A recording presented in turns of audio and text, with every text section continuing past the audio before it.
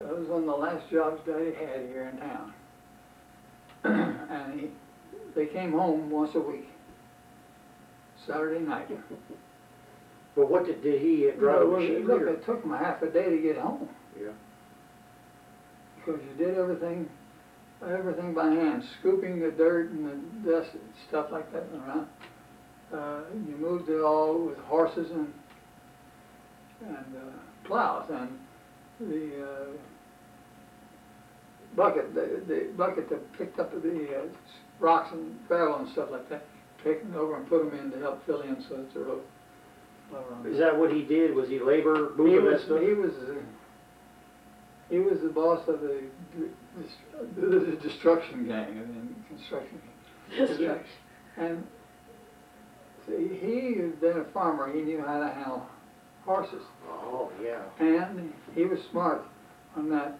He would work them and then let them rest. And then work them and let them rest. And that way you get a whole lot more out of them because they're never overly tired. Whereas some of the people that were driving the mules and the horses, doing the same thing he was doing. But he was hauling twice as much as they were because he didn't interest his horses. I'm surprised. Well, thinking like a present day, you don't have two sets of horses where you work for one and let them rest while the others work. No, everybody had their own team of horses.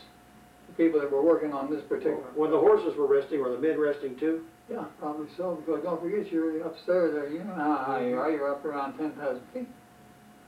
So you blow quite a bit.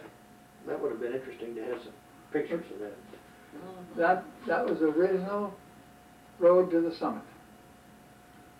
Well, it still follows the same path, though, doesn't it? Well, they had to modify it just a little bit. Basically, it's the same thing. Okay. Then you, after Albuquerque, you came back to Smithville? We came back to Smithville. Daddy couldn't make it. I mean, we broke. And we went back to Smithville. And I think this was in the summer of 1925, I think. And Grandpa Ecton owned a house over in North Smithville, right next door to Aunt Chuck and Uncle Frosty. Aunt Chuck was Daddy's sister.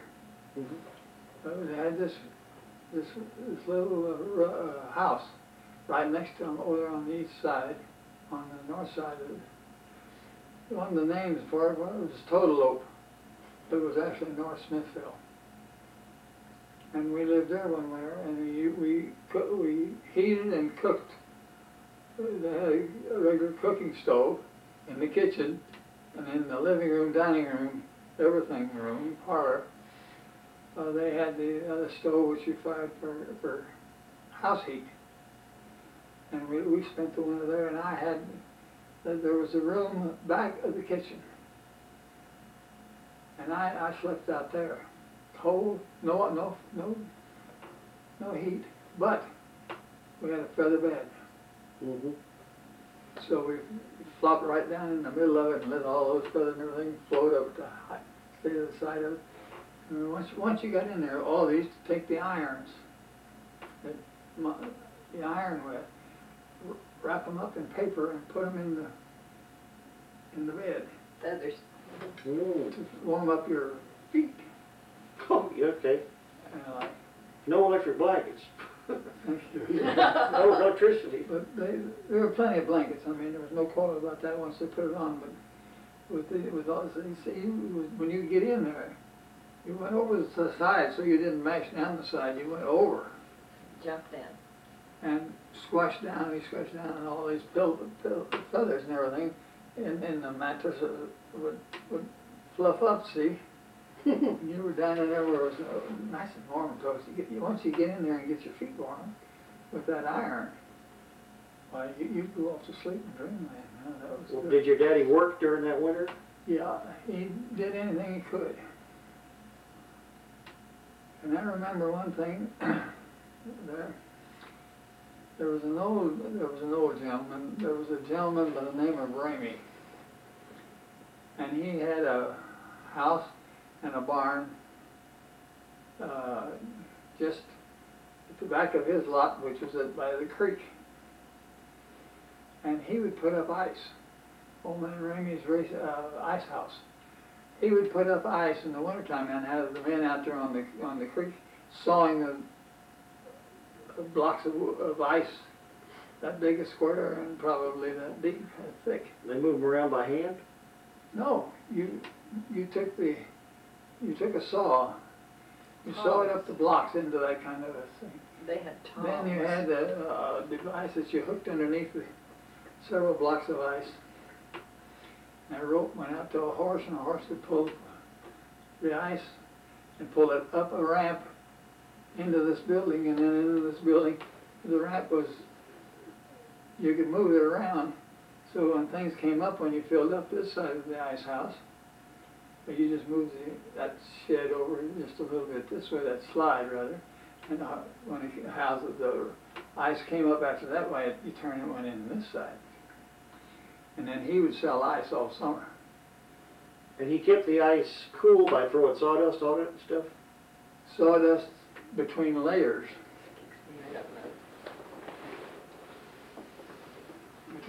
Sawdust between layers. Use the same sawdust year after year. And the like, but it was, and of course you had to add some to it and the like. But he did it well. He helped that. That was just daily running, 25 cents an hour or whatever they paid him on that. And he was one of the people who went down and helped him for about. See, they would work about a week, and they could put up a bunch of ice. Then the ice that had frozen over again later was not thick enough yet, so you had to wait until the ice was thick enough before you could do any more work. it got cold enough in Missouri to do all this. Oh, you bet your boots. Oh, yeah. Okay. And like in the summertime, if you want to have ice cream, you went down to old man Ramey and he bought a block of ice. Well, the ice didn't cost him anything. All it did was cost him the labor to put it up into his barn. And he had all the sawdust and everything that you needed there, so they would bring it up and put it in position, and then they would put about that much sawdust between the blocks of ice, both the top, the bottom, and the sides. So there was a cushion there, like that. And it would stay all summer? Oh yes, you'd get ice again in October. You'd still be getting it in October. But see, he had no overhead. I mean, he didn't have to buy any product. The product was there. The weather, all he had to do was wait till it froze. Now, here's what's nice.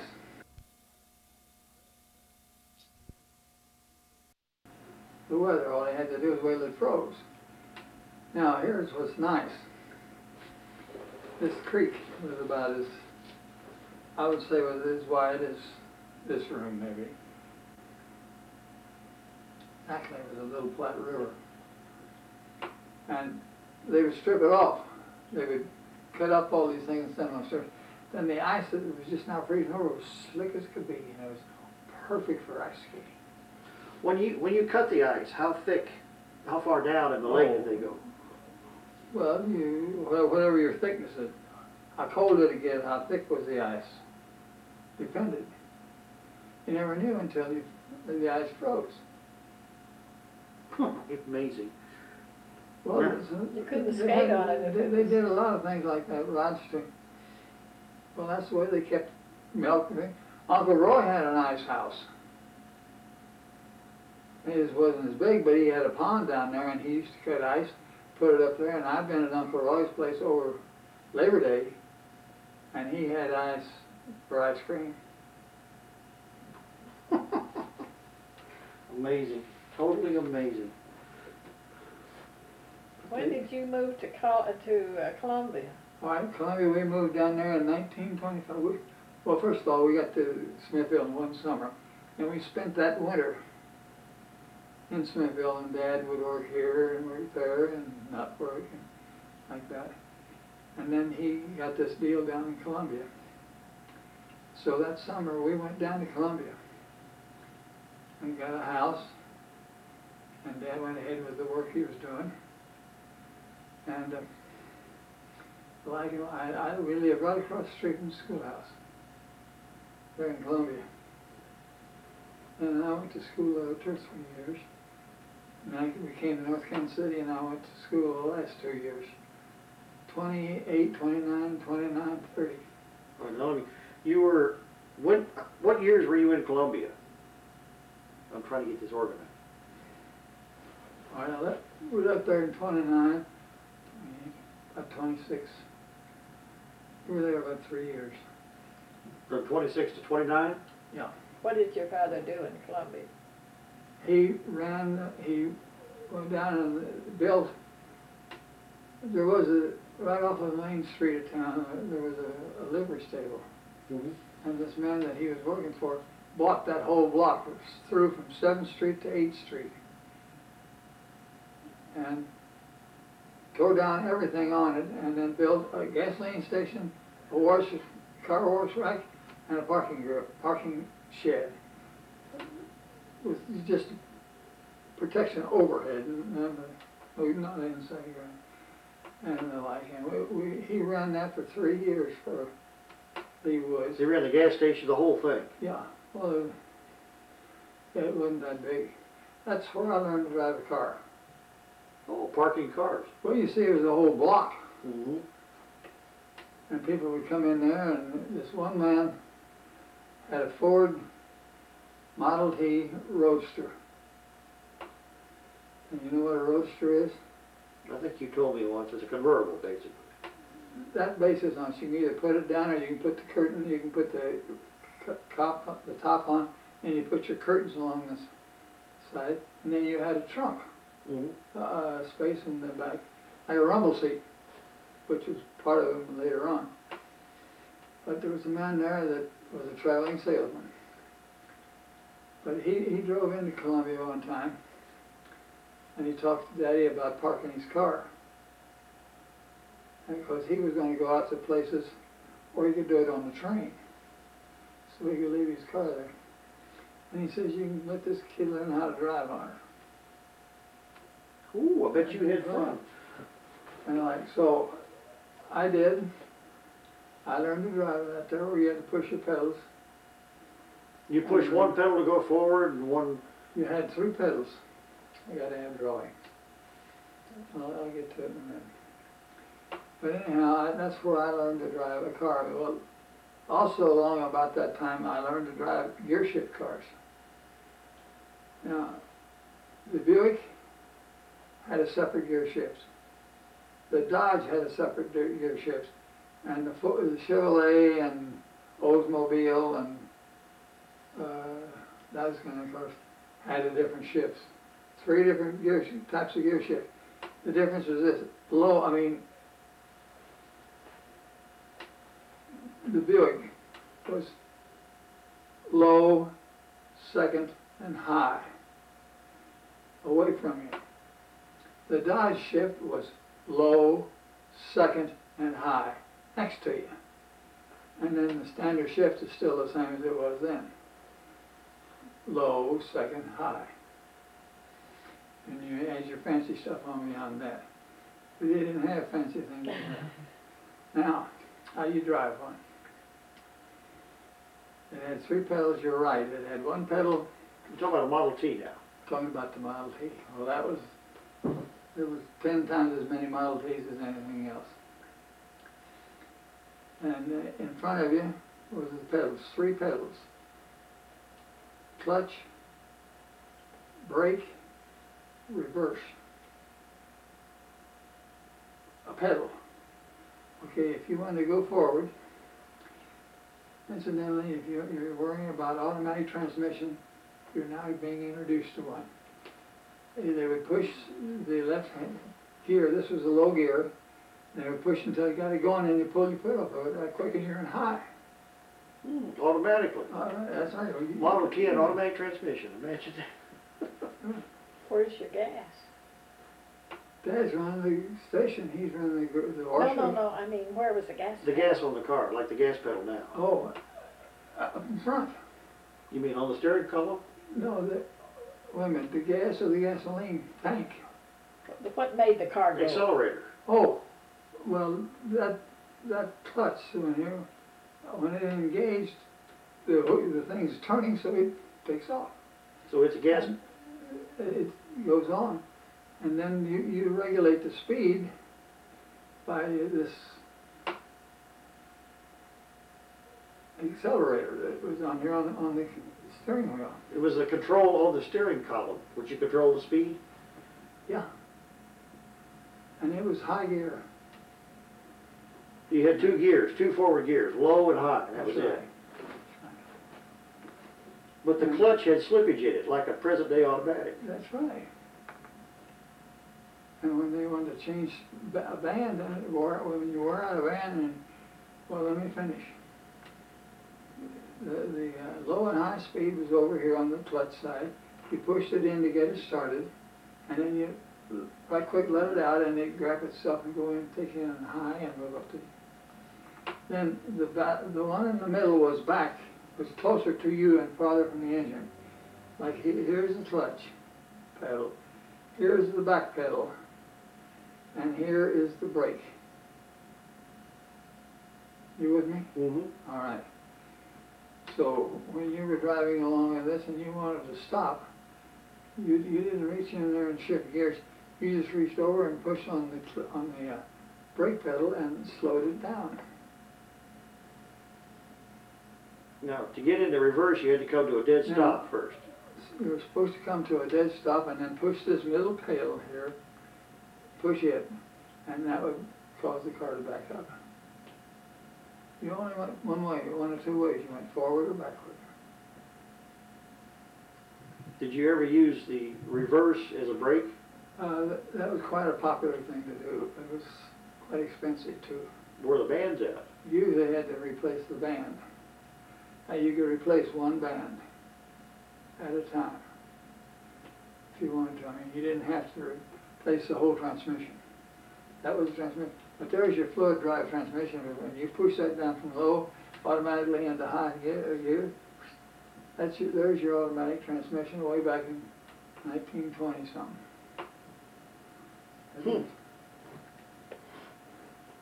Now,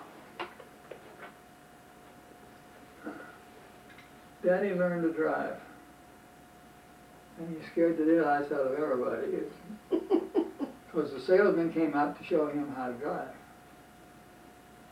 Well, he's been driving a truck. Not then, he hadn't.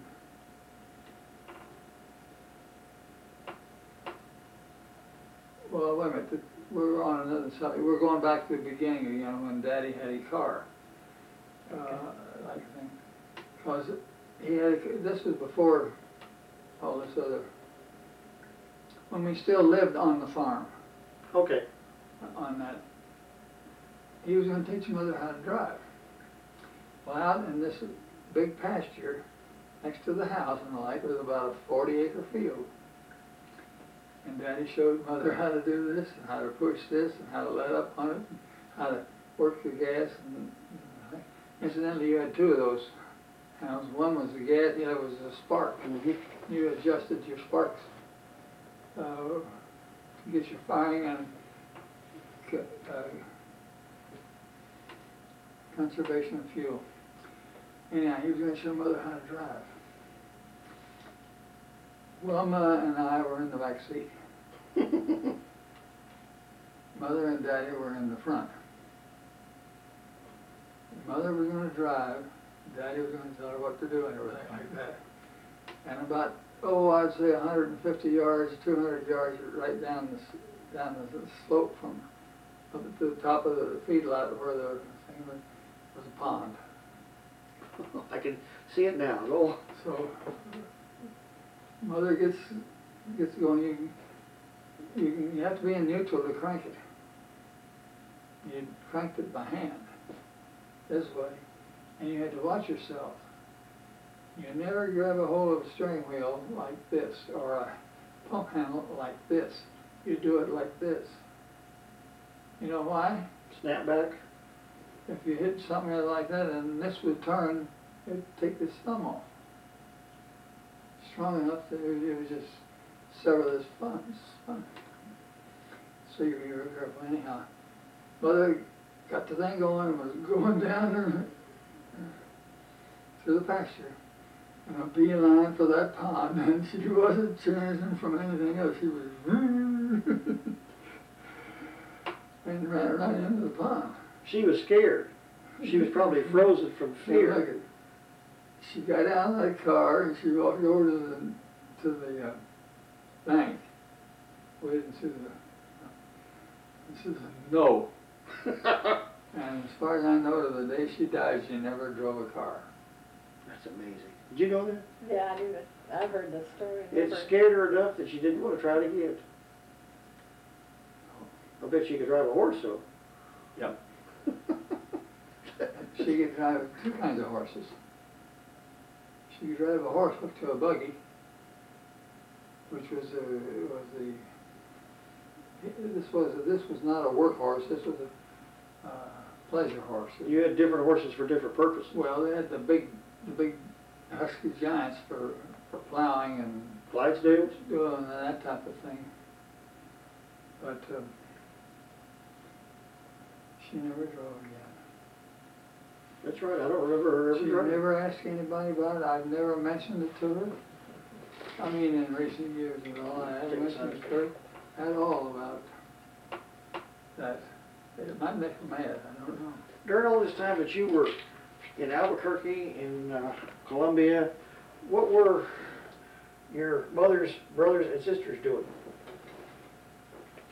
Well, Uncle Dink was the youngest boy. and your Was that his mom. name? No, I'll give you the in just a minute. His name was Dillingham. That's quite a name back in Missouri. His name was Dillingham, and he was a farmer, but he also worked in Columbia as a route agent for the Sinclair Oil Company when they put in this gas station that Daddy got started. Uncle Bud owned the coal yard, the wood yard, the feed store. In Columbia? No, in Smithville. He had an elevator there at the railroad station. Now, what was their last name, Dale? Huh? His name was Ecton, Bud Ecton. What was Bud's name? I just said Dillingham. Abijah Dillingham Ecton was his name. You said Dink was Dillingham. No, Dink. Dink is another brother. He was the youngster. But he was Dillingham. He was, yeah, I'm sorry, I got. yeah, he, no, you got me confused. Yes, his name, he was Dillingham Ecton, and Uncle Bud was, Abijah. Oh, of course. Abijah was his name. That's the one you also called Bige? His That's son. his father, was his father. But Bige. Oh, Abijah was the son. okay. He's the one that had the railroad train set up in his basement down in North Kansas City. I don't And remember Roger that. doesn't remember. All right. Where were we? But the different Oh, ones what's were the doing. different? No, there was the three boys. My daddy, Uncle Bud, Uncle Dink. Now, they all had nicknames. Daddy was Sharp. Uncle Bud was Bud, and Uncle Dink was Dillingham. Uncle Dillingham was Dink. Bud and Dink and Sharp were the three boys. This is on your dad's side of the family, okay. Yeah. All right. Show you why you all are some of the last. The name Ecton. Uncle Bud had a daughter and a son. May I ask you to go back and tell the rest of that before you start All this right, next we're back up on that. generation? Uncle Bud owned this coal yard, wood yard, elevator, grain and everything like that at the railroad station. Uncle Bud had a urging in his heart to travel. He would go down to the railroad station, he'd go to the window and ask the man, how much does a ticket cost from West Bend, Nebraska to North Kansas City or to Smithville? And the guy would tell me, well, it's $25 or $27, something, was the fare on the train. Well, Uncle Bud would save his money until he had enough to buy a ticket from Bentwater, Nebraska to Smithville. Then he would come up with some sacks of sandwiches, as bad as you are on that. he did that, and then he would go and he would hobo. He'd catch a freighter train and ride out to Bent Fork, Nebraska, and then get on the train and ride back with his ticket. He got he used that instead of actually hitting the road. He always had a way to get home before he left. That's right. Now, he was different. He was in another way it was different, but very nice. The hobos would come through. In those days, there was a lot of hobos moving. The hobos would come through, and they come up and they hit him up for a soup bone or something rather like that. So he would make a deal with them. There'd be 4 or 5 of them there. He says, I'll furnish the food, you cook it, and we'll all eat it. Well, that helped. The hobos agreed on that. So Uncle Bud would go to the store and he'd get the soup bone and whatever, his mulligan stew and everything, and he had a big pan. And he would give it to them. They go down the tracks about a half mile and build a fire in the jungle, a hobo jungle, and cook the meal. And then at 4 o'clock or 5 o'clock or 6 o'clock, Uncle Bud would close up the coal yard, go down the tracks a ways. And hang out with them? And hang out with them. Watch out, you're leaning against them. And hang out with them and get their stories. And he got the travel bug out of his system this way. He could afford to do it. He did it the easy way, or the... If you call it that. No. Well, I'd say being a hobo, but you always have a ticket home. That's pretty smart. But that's how he got this urge out of his system. Seems to run in the family, doesn't it? I wish you'd tell about the girls in that family. Well, yeah. Especially Aunt Letty, who was a milliner. She made it. No, all right, well, that takes care of Uncle Bud. And Uncle Dink we've talked about. He ran that store in the corner out to Ectonville, and he had also worked in Smith, up down at Albuquerque, Columbia, times before that. So that took care, and Daddy. So that took care of the 3 boys. Now there were 6 girls. Actually, there were 7 girls, but the little Catherine died in birth. So Aunt Letty was the oldest. And she's the one you went to see one time with me when I took you to California. Mm-hmm. We saw 3 of our aunties.